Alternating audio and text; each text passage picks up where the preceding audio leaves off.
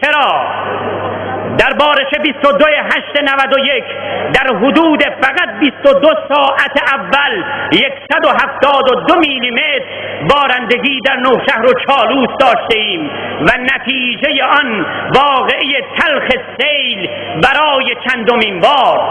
خدا نیز از دستمان گرفتار شده‌اند، میبارد، مینالیم، خشکی میدهد، مینالیم.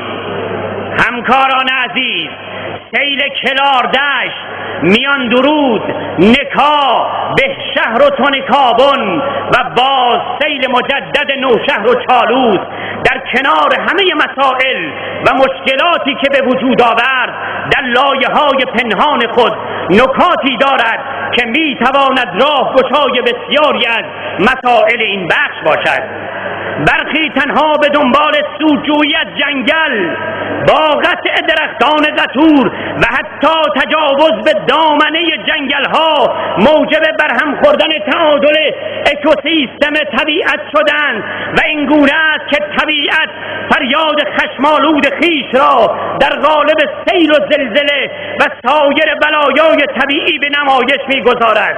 بارش باران در غرب مازندران پدیده تازه‌ای نیست که بتوان وقوع سیلاب‌های ویرانگر و هزینه‌های بسیار هنگفت برای بازسازی آن را توجیه کرد.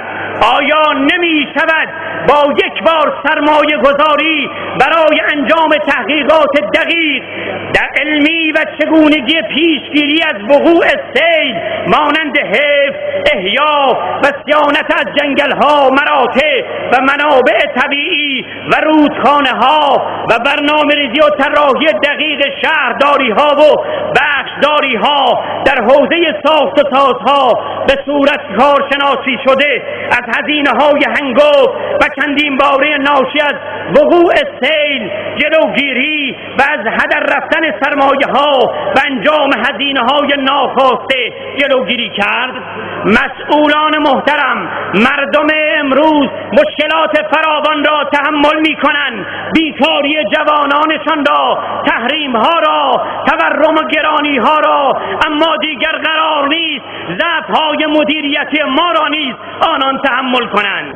بزرگواران، خواهش میکنم این معادله رو حل کنید. تا پایان شهریور ماه آب به روستاهای بخش مرکزی نوشهر، چالوس، کلاردشت، کجور و مرزن‌آباد با تانکر توزیع می شود.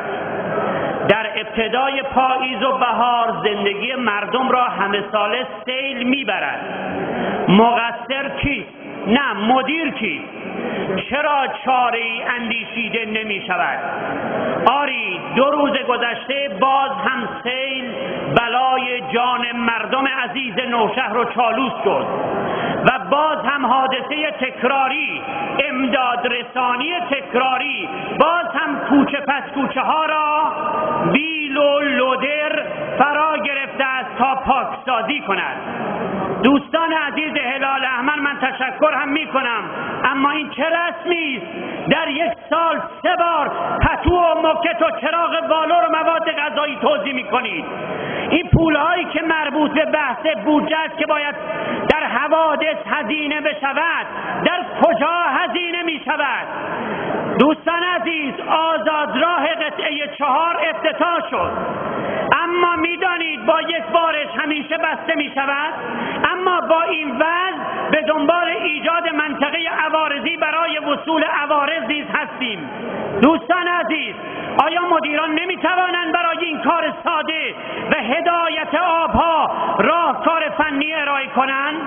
از ناحیه دولتمردان در هنگام بودجه نویسی هنوز به این موضوع به عنوان یک موضوع مهم براشون تلقی نشده است. چرا طرح جامع سیلاب منطقه نوشهر و چالوس و کلاردشت خیلی متشکر آقای احمدی لاچکی، ممنون.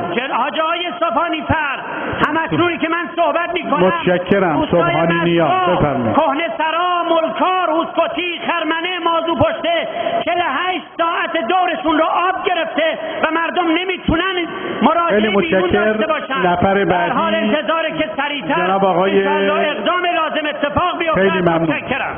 وزیر محترم کشور سیل نوشهر و چالوس مردمانش همچنان به انتظار کمک نشستند. لطفاً پیگیری جدی را محمود دارید. در انتها جمله‌ای ارزشمند از شهید عارف و عاشق و عالم شهید کمران عرض می‌کنم. می‌گویند تعهد از تخصص لازم‌تر است، آن را می‌پذیرم، اما می‌گویم آن کس که تخصص ندارد و مسئولیتی را می‌پذیرد بی‌تقواست. خیلی متشکرم. السلام علیکم و رحمت الله.